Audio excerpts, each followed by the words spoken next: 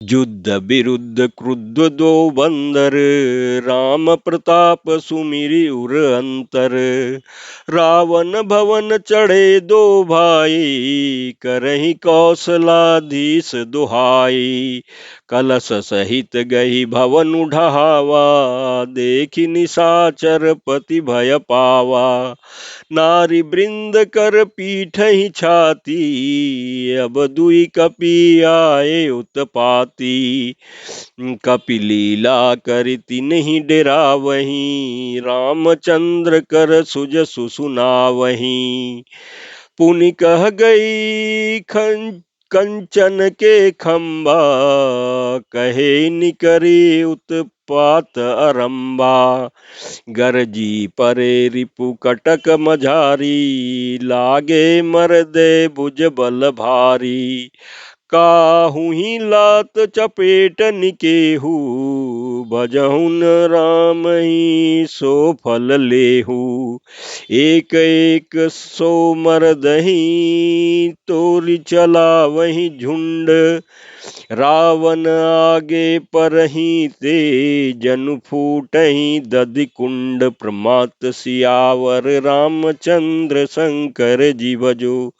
लंका कांड दोहा 44। इस चौपाई के प्रसंग में तुलसीदास जी कहते हैं कि युद्ध में शत्रुओं के विरुद्ध दोनों वानर क्रुद्ध हो गए।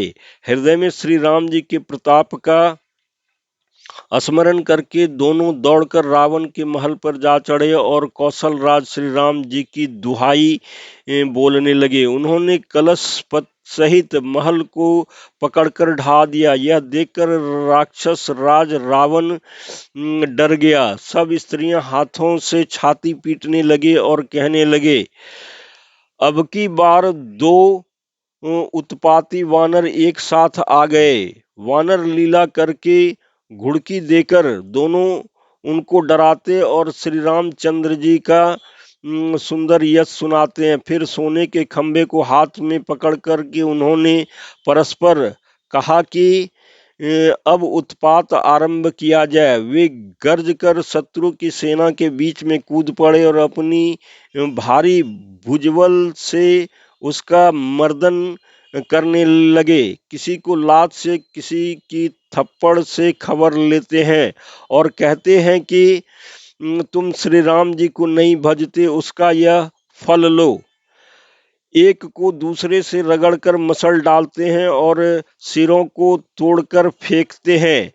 वे सिर जाकर रावण के सामने गिरते हैं, ऐसे फूटते हैं मानो दधि के कूड़े कूड़े कूड़े फूट रहे हों।